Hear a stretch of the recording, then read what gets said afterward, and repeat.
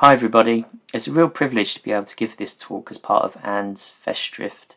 Hope you all having a good time and continue to have a good time there.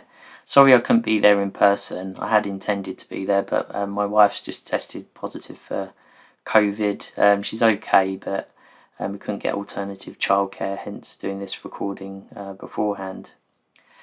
I've only got 10 minutes, so I wanted to keep this fairly short and simple. And wanted to talk to feature around this idea of what I'm calling the Human Factors Trifecta.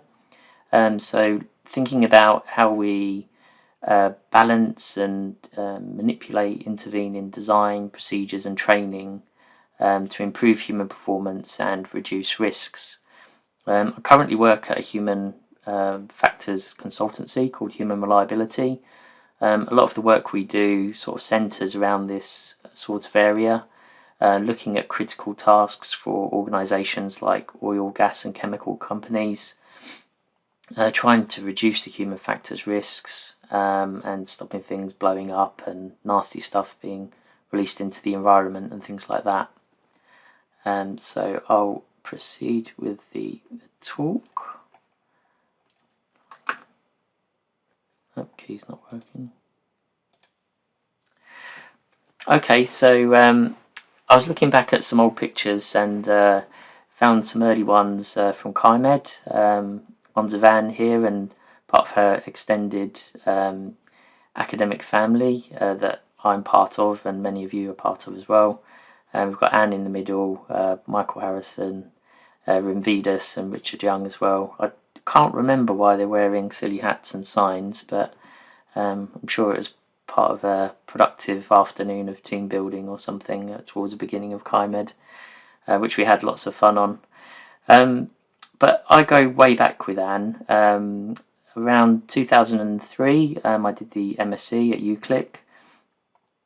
She was teaching applied psychology, applied cognitive science at the time. Around that Christmas, we had a chat over a glass of wine and decided to do a project on distributed cognition in the London Ambulance Service Control Room. Then we, as a result of that, we came up with DICOT. I then did a PhD with her, and over about working relationship of about 15 years, did a couple of postdocs as well with Chimed and Eclipse. So we looked at a fair amount across that period, distributed cognition, resilience engineering. We published some books on qualitative research in HCI and did a lot of work on research into usability of medical devices. And I suppose the thing that ties all of that together is improving the performance of sociotechnical systems, and that theme is something that I continue with today. Also, while looking back at some of those early photos from Chimed, I found some photos that I took of Harold in the gents' toilets. My initial thought was, well, that's really weird. And I do hope that Harold gave me consent for these, because otherwise that would be quite an awkward situation, taking pictures of someone in this sort of context. But then I remembered we actually took these photos as part of a digital stories exercise. And we were thinking about the difficulty that we found in the venue where we were of finding the paper towels, the hand towels, to dry your hands after you've washed them. So we've got a sign instructing you what to do. You wash your hands, but you can't find them. Then you find they're actually hidden on the underside of the mirror. Now, there's a weakness in the design there. It's not obvious where they are. So they've put a little label, so some information in the environment to guide you where they were, but even that label had its weaknesses. You can see that you can't read it properly. We had trouble finding the bin, and you can imagine lots of people walking around with wet hands after leaving the toilet. But that gets us thinking about this idea about how information is distributed in the world, and this resonates with our work on distributed cognition a little. So if there's deficiencies about how there's implicit signals in the world that shape your behaviour, then that will have to be supplemented and compensated in some way, perhaps by some rules or labels, something that you can read. And we have this idea that there's knowledge and information in the world. You can have it in your hand in terms of instructions or actually stuck on something. And you can have training where you actually put knowledge in your head. Now, if you're considering a walk up and use system, generally you wouldn't really expect to have people read procedures and follow rules or do training. You just want all of that emphasis just on the design. But where I work now with complex systems and professional systems, and particularly safety critical systems, quite often you need the design working really well. You need the warnings and risks highlighted in the procedures, and you need people to be properly trained and competent to run these systems properly, and all of that working well together to reduce the likelihood of something bad happening. Now, we predominantly follow a methodology called Sherpa, and there's a reference at the bottom there. This is I think really practical. I've been quite impressed with it since I've joined the company and used it. We do really detailed task analysis. Once we've selected what we want to look at, we do really detailed task analysis down at step-by-step level. The activity type of those steps then trigger certain failure modes to consider. We can consider the consequences of them and the likelihood, look at the factors that might be driving them, and then think about improvements. And generally we'll be thinking about the design, about whether procedures can be improved, and if there's a role for better competency management as well. Predominantly we work in the oil, gas and chemical sector, as I said, but I want to present a case study very briefly looking at a pharmaceutical manufacturing task. Now, this is a task where someone needs to prepare bits of equipment, clean them, dry them, bag them up, put them on the trolley, and they're then ready for a sterilisation cabinet to be used in a sterile environment where people have to sort of walk in slow motion so they don't disturb the air, and they make things that might be injected into you and things, so they definitely don't want any contaminants in there. But you can do a hierarchical task analysis. This one just shows the top level sub-goals. I've hidden all of the detail underneath.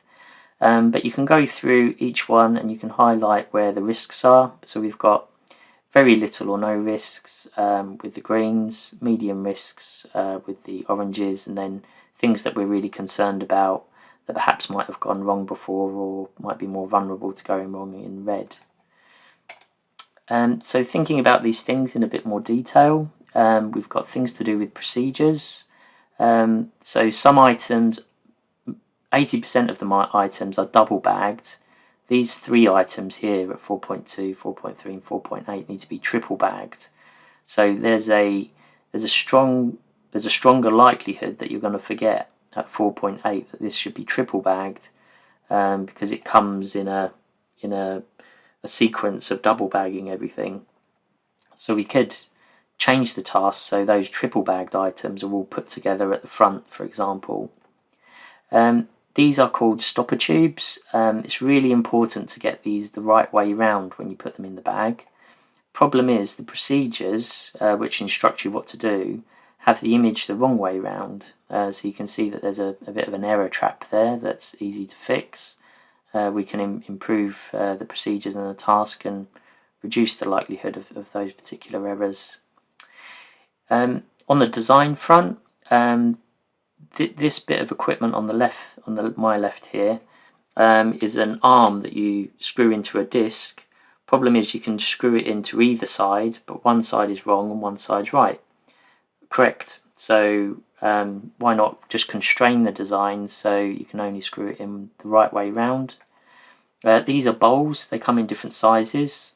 Trouble is that the markings to tell you what size are underneath the cover once you cover it up, so that prevents critical checks. On the training front, we were talking to operators and they said that there's the training's not very consistent. It's all sort of passed down from one person to another. Following this methodology, we can actually elicit the knowledge and skill requirements for the individual task steps and make that training much more systematic. So the problem here is that people will tie the knot too tight, and they will put things in the bag slightly wrong. So we can actually sign off people for being competent once they've got the right knowledge and skill requirements for doing these particular tasks. So we need to consider the design, the procedures and the training together to try and reduce these errors, the chance of error. So this is the original sort of risk assessment, sort of the hotspots that we identified. If we introduced all of the training, all of the changes, some of the ones I haven't been able to cover in this presentation, then we can turn more of those reds and oranges into greens and make that risk profile of this critical task, look a lot better. So just in summary, this is a novel application of the Sherpa methodology. We don't know of any other cases in pharma manufacturing that have been shared. We've identified a number of ways where we can improve this task in a very practical sense. Part of the value of this methodology, I think, is going into that detail and systematically going through and identifying these things. And we've got this focus on the Human Factors Trifecta. So thinking about design and that implicit or explicit knowledge in the world, procedures, more the knowledge and information in the hand or actually stuck on things in the world, and training, so that systematic approach to recognising the knowledge and skills required for people to complete those task steps successfully. Hope you've liked that quick presentation. I'm not there for questions, so direct any difficult ones to Anne and Michael, etc.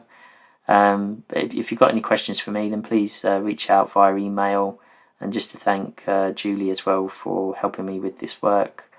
She's got lots of experience in pharma manufacturing. I've overrun a little bit, but hopefully that's gone down okay. Okay, thanks. Have a good day, everybody. Sorry I can't be there. Take care.